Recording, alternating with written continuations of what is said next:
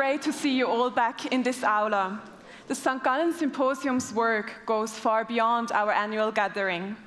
As part of our impact project, a new generational contract, we actively promote intergenerational decision-making in business and policy-making to further support that our generation has a seat at the table.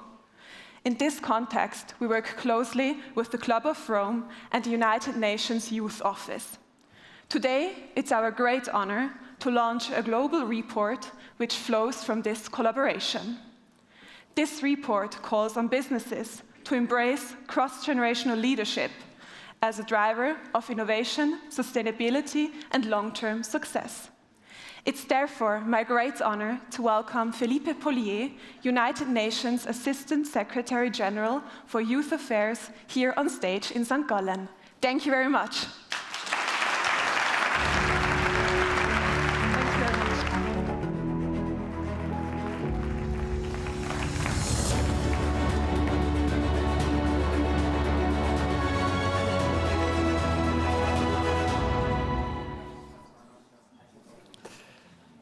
Good afternoon, dear leaders of today and tomorrow.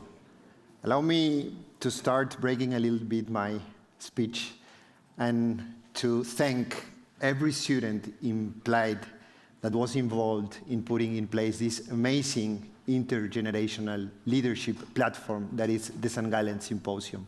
So to all those involved directly, all the volunteers, thank you, and you deserve a big round of applause of this audience.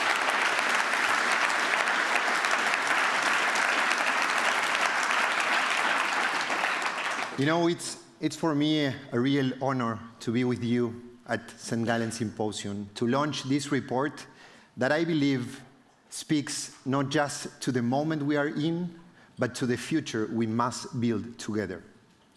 The world around us is changing at a pace and at a scale unlike anything we have experienced before. From climate disruption to geopolitical instability, to a trust deficit in institutions, and a rapidly evolving technological landscape that is really reshaping the foundations of our societies. And in the face of this uncertainty, there's one thing that becomes increasingly clear. Leadership as usual is no longer enough. We need new thinking. We need long-term vision. And we need leadership that reflects the realities, the perspectives, and the possibilities of every generation. And that is why, together with the St. Gallen Symposium and the Club of Rome, the United Nations Youth Office is proud to be launching a new study on how intergenerational leadership unlocks innovation and sustainability in business. This report is really more than just a piece of research. It is a call to action and a blueprint for a new kind of leadership. A leadership model that is not built on the idea of passing the torch from one generation into the new one, but on the principle of holding this torch together. At its core, intergenerational leadership is about meaningful collaboration between people of every age. And it's about this collaboration at every level of decision-making. It's not about young people versus old people. It's about how much stronger we are when we bridge the gap between generations rather when we reinforce this gap. And here, the private sector has a powerful and perhaps an underappreciated role to play. Today, the global average age of CEOs is over 56 years old, while the median age of the global workforce is under 40 years old. And in major economies, fewer than 5% of board members are under 50 years old, in contrast to nearly 70% of the world's population falling in the same age range. This disconnect represents a significant missed opportunity. Because, as the report we are presenting today shows, when businesses embrace age-diverse leadership, they don't just benefit from inclusion, they unlock performance. Intergenerational teams are more likely to identify long-term trends. They are more able to navigate disruption with resilience, and they are able to engage more authentically with employees and with customers. They generate what we call the creative friction, a dynamic tension that sparks better decisions and more innovative solutions. In short, intergenerational leadership is not only the right thing to do, it's the smart thing to do. And that is why, for us, at the United Nations Youth Office, this work is so important. Every day, I have the opportunity to interact with diverse, inspiring young people from all over the world, reinforcing my conviction that young people are not just future leaders, they are present leaders. They are changing our society every day.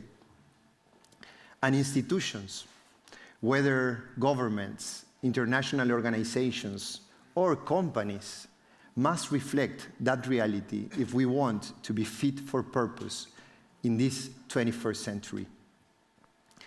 So that's why intergenerational leadership is not about token youth inclusion.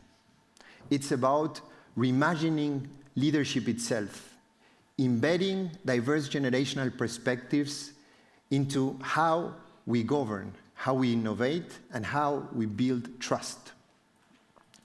Let me be very clear, the United Nations is not exempt from this call.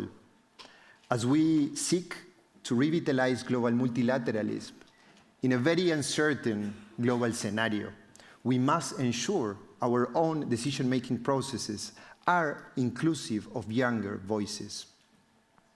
If we want to tackle effectively the global challenges, from climate action to digital transformation and to sustainable development, we need every sector and every generation at the table, co-creating solutions. Businesses, in particular, are uniquely positioned to lead by example. Because unlike public institutions, companies often have the agility and the autonomy to experiment, to pilot new leadership structures, and to scale what works. Whether through reverse mentorship, through next-generation advisory boards, or through shared decision-making models, businesses can become laboratories of the kind of intergenerational collaboration that the world so urgently needs. So it's really my hope that this report serves as a source of inspiration in testing these models in your own operations and strategies. Despite the complexity and the uncertainty facing institutions today, let us not forget that we have reasons to be hopeful. According to our recent survey of the Voices of the Leaders of Tomorrow Report 2025, 92% of executives, senior executives, already believe that intergenerational collaboration enhances leadership effectiveness. The desire is there. What we need is intentionality and action. We have numerous business leaders in this room today. All of you have chosen to be part of the St. Gallen Symposium, this unique cross-generational platform. So let's use it, and let's use initiatives such as the Young Leaders on Board project to move towards intergenerational leadership. Because the challenges ahead of us are extremely complex, but we can overcome them if we face them together. Let this moment be a catalyst. The point where we stop asking whether younger generations are already ready to lead, and we start building systems that recognize that they are already doing it.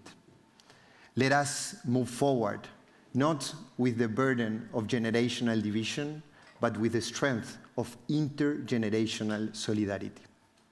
Because true leadership is not about who speaks loudest. True leadership is about who we choose to listen to and who we bring with us. Thank you very much.